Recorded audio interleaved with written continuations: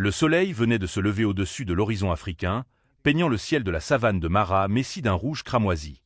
Marcel sortit de sa petite cabane, une tasse de café vide à la main, son souffle formant de fines volutes dans l'air frais de l'aube. 10 ans à vivre dans cette nature sauvage lui avaient appris que chaque jour apportait son lot de surprises, mais rien n'aurait pu le préparer à ce qui allait se produire. L'odeur de la terre rouge et de l'herbe de la savane, humide de rosée matinale, emplissait l'air. Les yeux de Marcel captèrent une silhouette se déplaçant à la périphérie de son champ de vision. Ce n'était ni le vent agitant les buissons, ni les nuages glissant sur le sol. Une forme dorée, ornée de taches noires mystérieuses, avançait vers lui. Un léopard africain, le prédateur parfait, une créature faite de force et de silence. Mais elle ne se déplaçait pas comme une chasseuse. Elle marchait lentement, lourdement, portant un fardeau dans sa gueule. Le cœur de Marcel s'emballa. 10 ans d'études sur la faune sauvage n'avaient pas effacé l'instinct de survie le plus élémentaire, fuir le danger. Pourtant, quelque chose dans la démarche de la léoparde le figea sur place. Ses yeux ambrés, brillants, n'étaient pas ceux d'un prédateur. C'étaient les yeux de la désespérance, d'une mère implorante. La distance entre eux se réduisait, 20 mètres, 15 mètres, 10 mètres. La lumière de l'aube était désormais assez vive pour que Marcel distingue clairement ce que la léoparde portait. Un petit léopard, ensanglanté, presque immobile, une profonde blessure à l'épaule, une patte pendante de manière anormale. Seuls les faibles mouvements de sa poitrine indiquaient qu'il était encore en vie. La léoparde s'arrêta à quelques pas de la véranda. Dans un instant suspendu, Marcel et elle échangèrent un regard. Ni ennemi, ni proie et prédateur, juste deux êtres face à la fragile frontière entre la vie et la mort. Avec une douceur qui le surprit, la léoparde déposa son petit sur la véranda en bois. Le petit émit un faible gémissement en touchant la surface dure, puis la mère recula, sans jamais quitter Marcel des yeux. Le message était clair, sans besoin de mots, « Sauve mon petit ». La raison dictait à Marcel de claquer la porte, d'appeler les gardes forestiers, de faire n'importe quoi sauf s'impliquer dans cette situation dangereuse. Mais une force plus profonde, plus instinctive, le poussait, une compassion qui transcendait les frontières entre espèces. Lentement, sans jamais quitter la léoparde des yeux, Marcel s'agenouilla. La respiration du petit était faible, superficielle, ses yeux révélant une douleur indicible. La blessure à son épaule était profonde, marquée par des crocs, probablement ceux d'un mâle cherchant à éliminer le petit pour ramener la femelle en chaleur. Une dure réalité du monde sauvage que Marcel connaissait bien. « Ça va aller », murmura Marcel, bien qu'il sût que ce n'était pas vrai. Le petit mourait. Sans intervention immédiate, il ne survivrait pas une heure. Avec des gestes lents mais déterminés, il ôta sa chemise en flanelle, l'enroula autour du petit corps et le souleva. La léoparde émit un léger feulement, un son suffisant pour tendre chaque nerf du corps de Marcel, mais elle n'attaqua pas. Au lieu de cela, elle monta sur la véranda, choisit une position à quelques mètres de la porte et s'allongea, sentinelle silencieuse. En reculant dans la cabane, tenant dans ses bras la petite forme tremblante, Marcel sut que sa vie venait de changer à jamais. Car à cet instant, son destin et celui de ces créatures sauvages s'étaient entrelacés d'une manière qu'aucun n'aurait pu prévoir. Et la véritable histoire ne faisait que commencer. Dans la petite cabane, le temps semblait ralentir. Chaque instant était précieux pour la fragile vie dans les bras de Marcel. Il posa le petit léopard sur la table en bois, la lumière du soleil entrant par la fenêtre illuminant sa fourrure dorée tachée de sang. La profonde blessure à son épaule mêlait un rouge vif et un cramoisi sombre, du sang frais et coagulé. Les mains tremblantes. Marcel. Marcel récupéra la trousse de premier secours poussiéreuse dans le tiroir, chaque mouvement une bataille contre le temps et la peur. Le téléphone satellite émettait des bips monotones alors qu'il composait le numéro. 3 sonneries, 4, 5, chaque seconde semblait un siècle. Jean à l'appareil, répondit une voix rauque à l'autre bout. Marcel décrivit la situation, la respiration du petit léopard s'affaiblissant. Les instructions de Jean furent claires et précises. Nettoyer la blessure, arrêter l'hémorragie, maintenir le petit au chaud, lui donner des liquides, des mesures de base pour empêcher la vie de s'éteindre. Mais Marcel savait qu'il fallait davantage. « Je vais appeler Claire », dit Jean, sa voix passant en mode urgence. « Elle est au centre de conservation, à environ 1 heure de route. Essaie de garder le petit en vie jusqu'à son arrivée. 1 heure. 60 minutes interminables. Dehors, la léoparde mère restait à son poste. Par moments, Marcel croisait son regard à travers l'entrebâillement de la fenêtre, ses yeux ambrés brûlants, fixes, attendant dans un silence terrifiant. En 10 ans de travail en Afrique, il n'avait jamais vu pareille scène. Un prédateur suprême faisant confiance à un humain, l'ennemi millénaire de son espèce.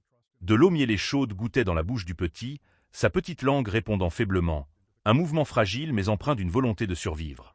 Marcel utilisa une pipette médicale pour ajouter quelques gouttes, son cœur battant au rythme de chaque déglutition laborieuse de la petite créature. Le rugissement d'un moteur brisa l'atmosphère tendue. Claire était arrivée plus tôt que prévu, son Land Rover soulevant des nuages de poussière rouge sur la piste. Par la fenêtre, Marcel la vit s'arrêter net en apercevant la léopard de mer. La scène était saisissante. Une experte en sauvetage animal à moins de 10 mètres d'un léopard africain sauvage, sans barrière, sans fusil tranquillisant. La léoparde releva la tête, observant, mais ne bougea pas de sa position de garde. Claire avança avec le calme de celle qui avait passé sa vie à côtoyer les prédateurs les plus dangereux de la planète. Chaque pas était lent, mesuré, ses yeux ne quittant jamais la léoparde, sa main évitant le fusil tranquillisant sur son épaule. « J'en ai entendu parler », murmura Claire en franchissant la porte, « mais je n'y aurais jamais cru. » Ses yeux bleus s'écarquillèrent devant la scène. Marcel agenouillé près du petit léopard mourant, agissant avec la précision d'un chirurgien de guerre. Avec une efficacité silencieuse, Claire ouvrit son sac médical, sortant seringue, flacon et bandage stérile. Sans un mot superflu, elle se mit au travail. L'aiguille perça la peau, un antibiotique s'écoulant dans le corps affaibli. Le petit tressaillit, une réaction instinctive à la douleur soudaine. Septoazole, expliqua Claire, un antibiotique à large spectre pour prévenir l'infection. Ses mains travaillaient avec une précision stupéfiante, suturant la blessure, nettoyant, bandant. Attaque d'un léopard mâle, sans doute. L'un des aspects les plus cruels de la nature. Tuer les petits pour forcer les femelles à s'accoupler à nouveau. Marcel regarda par la fenêtre vers la léopard de mer, toujours en sentinelle. Elle sait que nous essayons de sauver son petit. Claire hocha légèrement la tête, sans interrompre son travail. Peut-être. Ou peut-être n'a-t-elle plus d'autre choix. Mais elle t'a choisi, Marcel. De toutes les créatures sur cette terre, elle t'a apporté son petit. Le soleil commença à se coucher, peignant le ciel de la savane de Mara messie d'un rouge éclatant. La pièce baignait dans une lumière orangée éclatante, projetant de longues ombres des deux humains et de la petite créature luttant pour survivre. Claire avait fait tout ce qui était possible. Il ne restait plus qu'à attendre. Cette nuit sera décisive, dit-elle en rangeant son matériel médical. Si elle passe la nuit, elle aura peut-être une chance. Marcel baissa les yeux vers le petit, si frêle dans le nid chaud qu'il avait improvisé. Sa respiration restait faible et rapide, mais plus régulière. Les petits yeux ambrés s'ouvraient parfois, hagards, scrutant un monde étrange. Alors que Claire s'éloignait en voiture, l'obscurité enveloppait la savane. Marcel alluma la lampe à huile, sa lumière jaune chaude créant une petite oasis dans la nuit africaine. La léopard de mer était toujours là, ses yeux réfléchissant la lueur comme deux gemmes scintillantes dans l'ombre. La longue nuit s'écoula au rythme de la faible respiration du petit et du chant rythmique des insectes dehors.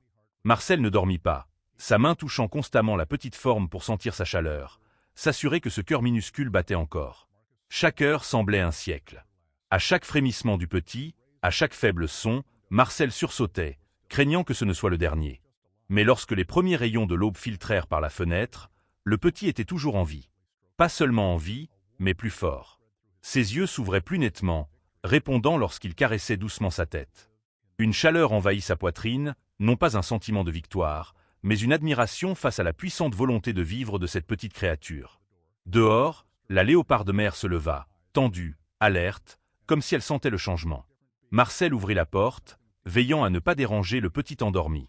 Leurs regards se croisèrent à nouveau, humain et léopard, deux êtres différents reliés par quelque chose de plus profond que l'instinct, que la logique. « Elle est toujours en vie », dit Marcel, la voix rauque de fatigue et d'émotion, « et je pense qu'elle va s'en sortir. » La léoparde le fixa, immobile comme une statue d'or et de noir sous l'aube africaine. Puis, dans un moment que Marcel n'oublierait jamais, elle ferma lentement les yeux et les rouvrit, comme un hochement silencieux, un merci sans mots. La bataille pour la vie n'était pas terminée, mais en cet instant, sous le ciel éclatant du Kenya, Marcel sut qu'ils avaient traversé la nuit la plus longue. Et ce n'était que le début. 3 jours passèrent comme un rêve brumeux. 3 jours d'injection d'antibiotiques, d'eau mielée administrée goutte à goutte, de nuit sans sommeil près de la lampe à huile vacillante. 3 jours pendant lesquels la léopard de mer ne quitta jamais la véranda, disparaissant parfois dans l'obscurité pour revenir avec une petite proie, preuve de chasse rapide entre ses veilles. 3 jours où le monde de Marcel se réduisit à la distance entre son lit et la table où le petit léopard se rétablissait peu à peu. Le 4e matin apporta un changement subtil. En changeant le bandage, Marcel remarqua une différence dans la réaction du petit. Ce n'était plus une acceptation passive des soins, mais un frémissement, une légère résistance. Ses yeux ambrés, désormais alertes, observaient. Lorsqu'une main touchait la patte blessée, un faible feulement s'échappait, non pas un cri de douleur, mais un avertissement, le retour de l'instinct sauvage, signe non seulement de guérison physique, mais d'un esprit combatif, essentiel pour survivre dans le monde impitoyable de la nature. La blessure restait grave. Claire venait chaque jour, apportant médicaments et son précieux savoir-faire. Ce matin-là, son regard était sérieux en observant le petit. Une radiographie était nécessaire. L'inquiétude d'une omoplate fracturée planait comme une sentence. Un léopard incapable de chasser est un léopard qui ne peut vivre dans la nature. Une créature née pour la liberté devrait passer sa vie dans une réserve artificielle, une ombre de ce qu'elle devrait être. La clinique la plus proche avec un équipement de radiographie se trouvait au poste des gardes, à près de 2 heures de route sur des pistes rouges chaotiques. Et il y avait un autre problème, la léoparde mère. Comment expliquer à une créature sauvage que son petit devait être emmené, que c'était sa meilleure chance de survie? Comme si elle percevait ses pensées, la léoparde mère se leva de son poste de garde, ses yeux suivant chaque mouvement à travers la vitre. La lumière du soleil, filtrant à travers, créait des taches lumineuses sur sa fourrure dorée, soulignant les taches noires parfaites, une armure de camouflage forgée par des millions d'années pour créer le prédateur parfait. Avec la cage de transport préparée, le moment de confronter la léoparde mère était chargé d'émotions indicibles. Le cœur battant, Marcel sortit sur la véranda. La léoparde se leva immédiatement, ses muscles se tendant sous sa fourrure dorée métallique. Ce ne sont pas les mots, mais le ton et l'intention qui communiquent avec les animaux. En cet instant, il y avait un sentiment de se tenir au bord de quelque chose de plus grand que la compréhension humaine, un dialogue entre espèces, une connexion au-delà du langage. Les yeux ambrés de la léoparde, fixes, semblaient jauger chaque mouvement. Lorsque la cage de transport métallique apparut, la léoparde resta debout, tendue, mais sans signe d'agression. Le faible cri du petit résonna lorsqu'il fut séparé de la couverture chaude qui était devenue son refuge. Chaque pas vers le véhicule était lourd d'anxiété. La léoparde mère suivait, la distance entre elle et les humains ne dépassant jamais 3 mètres. Lorsque la cage fut placée à l'arrière de la voiture, la léoparde s'arrêta, tête haute, oreilles dressées, tous ses sens en alerte extrême. Aucune promesse ne pouvait être transmise à travers la frontière entre espèces, seulement une confiance fragile et précieuse. Le trajet jusqu'au poste des gardes fut un cauchemar de poussière rouge et de secousses. Chaque chaos de la voiture ravivait l'inquiétude pour les blessures du petit. 20 ans de travail en Afrique n'avaient jamais offert à Marcel une expérience aussi extraordinaire. Une léoparde mère confiant son unique petit à des humains. À la clinique, une atmosphère sérieuse régnait. Gestes professionnels froids, machines à rayons X sans émotion, bip régulier des équipements de surveillance. Dans la salle d'attente, chaque minute semblait une heure. Omoplate fracturée, mais réparable. Une petite broche, une longue période de récupération, mais un espoir de réhabilitation complète. L'opération dura 2 heures. 2 heures d'incapacité à rester assis, à manger, à penser à autre chose que la petite créature sur la table d'opération et la léoparde mère attendant à la maison. Une fois tout terminé, le petit reposait dans une cage de récupération, encore endormi par l'anesthésie, une attelle sécurisant la patte blessée. Une nuit de surveillance à la clinique était nécessaire. Rentrer seul à la maison laissa une étrange sensation de vide, sans savoir si la léoparde mère serait encore là. Sur le chemin du retour, le coucher de soleil africain peignit le ciel en rouge, créant une scène si éthérée qu'elle en était douloureuse. Comment la léoparde mère avait-elle su venir vers lui? Pourquoi cette cabane, parmi toutes les habitations près de la réserve? Peut-être avait-elle observé longtemps, apprenant à juger le caractère humain comme les prédateurs évaluent leur proie. Ou peut-être était-ce simplement le désespoir, un dernier pari d'une mère pour sauver son petit. À son arrivée, l'obscurité enveloppait la savane. La véranda était vide, aucun signe de la léoparde mère. Un appel doux se dissipa dans l'air immense, sans réponse, sans forme glissant dans l'ombre. Toute la nuit, près de la fenêtre sous le ciel étoilé d'Afrique, l'attente devint vaine. La léoparde mère ne revint pas. Le lendemain matin, le retour à la clinique se fit le cœur lourd. Le petit était éveillé, ses yeux plus vifs, répondant plus fortement à la présence humaine. Une nuit sans sommeil de l'équipe médicale avait assuré l'absence de fièvre post-opératoire et l'acceptation d'un peu de viande hachée via une seringue. Un vrai guerrier, dirent-ils. En transférant le petit dans la cage de transport, l'espoir d'une guérison complète grandissait avec des soins appropriés. Sur le chemin du retour, les pensées de la léoparde mère revenaient sans cesse. Avait-elle perdu patience et cherché son petit? Ou avait-elle accepté qu'il était mort, retournant à la vie solitaire d'un prédateur sauvage? En arrivant dans la cour, l'absence de la léoparde mère était évidente, laissant un étrange vide. Mais en ouvrant la cage de transport à l'intérieur de la maison, en plaçant le petit sur la couverture familière, une prise de conscience plus profonde émergea. La léoparde mère n'avait pas abandonné son petit. Elle lui avait confié un acte de foi absolu. Peut-être l'instinct lui avait-il dit qu'avec une telle blessure, le petit ne pourrait jamais retourner à la vie sauvage immédiatement. Peut-être avait-elle compris que le seul chemin vers la survie de son petit était de rester avec cet humain qui n'avait pas détourné le regard lorsqu'elle avait imploré de l'aide. Les jours suivants s'écoulèrent dans un nouveau rythme. Le travail à distance se faisait près de l'ordinateur sur la table, tandis que le petit explorait peu à peu la cabane depuis sa couverture chaude. Appels quotidiens avec Claire et Jean, changement de bandage, repas de viande finement hachée. Chaque nuit, la porte restait entr'ouverte, bien que Marcel sût que la léoparde mère ne reviendrait pas. Ce n'était pas un espoir vain, mais un respect pour le choix d'une créature qui avait placé sa confiance entre des mains humaines. La deuxième semaine, le petit commença à se tenir fermement sur ses quatre pattes. Les premiers pas, chancelants et incertains, témoignaient d'une puissante volonté de vivre. Un premier petit rugissement résonna lorsqu'il vit un oiseau par la fenêtre, l'instinct de chasse s'éveillant. Les habitants locaux commencèrent à entendre parler de l'homme élevant un petit léopard. Ils vinrent d'abord avec suspicion, puis curiosité, et enfin respect. La légende de la léoparde mère qui confia son petit à un humain se répandit dans les villages, devenant une histoire racontée autour des feux de camp. Des chercheurs en faune sauvage vinrent aussi, apportant caméras et questions scientifiques. Mais aucune théorie ne pouvait pleinement expliquer ce qui s'était passé. Ce n'était pas un comportement normal de léopard, disait-il. C'était quelque chose d'unique, une exception stupéfiante aux lois de la nature sauvage. Alors que le troisième mois s'écoulait, le petit léopard, désormais nommé Jafari, signifiant « courageux » en swahili, s'était transformé en une créature puissante et magnifique. La blessure avait complètement guéri, ne laissant qu'une petite cicatrice et une légère boiterie lorsqu'il courait, mais cela n'entamait en rien son esprit. D'un patient fragile, il était devenu une présence vibrante dans la cabane, débordant de curiosité et d'énergie. Le jour vint de prendre une décision difficile. Jafari ne pouvait rester dans la cabane pour toujours. Il avait besoin d'espace, d'un environnement plus adapté à sa nature. Claire et Jean avaient trouvé une réserve privée où Jafari pourrait évoluer dans un cadre semi-naturel, ni totalement sauvage, ni captif. Le matin des adieux fut chargé d'émotions. Le véhicule de la réserve était garé devant la véranda, attendant son passager spécial. Jafari, désormais capable de reconnaître les signes de changement, arpentait la pièce avec agitation, ses yeux ambrés brillant d'alerte. Un dernier moment près de la couverture qui avait été son refuge lors des premiers jours, une dernière caresse sur sa tête, derrière ses oreilles, là où il aimait encore le plus.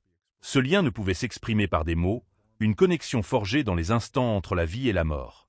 Alors que Jafari était conduit vers la voiture, une ombre dorée et noire glissa à la périphérie du regard. Juste un instant, mais immistakable. La léoparde mère était revenue, observant de loin, témoin du nouveau chapitre de la vie de son petit. Personne d'autre ne la vit, personne n'entendit le doux murmure du vent de la savane portant l'odeur d'un prédateur sauvage. Mais pour Marcel, c'était l'affirmation finale, un merci silencieux. Le véhicule s'éloigna lentement, emmenant Jafari vers son nouveau foyer. Alors que la poussière rouge retombait dans l'air, Marcel resta seul sur la véranda, le regard fixé sur l'horizon où la léoparde mère avait disparu. Un chapitre se terminait, un autre commençait, mais les leçons de cette rencontre extraordinaire resteraient à jamais. La connexion profonde entre espèces, la compassion qui transcende toutes les barrières, et la puissance incommensurable de la confiance. Dans la savane africaine, où les lois de la survie sont souvent dures et impitoyables, une léoparde mère avait choisi de placer sa confiance entre des mains humaines. Par cet acte, elle nous a appris que, parfois, la nature vient aux humains pour demander de l'aide, et tout ce que nous pouvons faire est de répondre de tout notre cœur.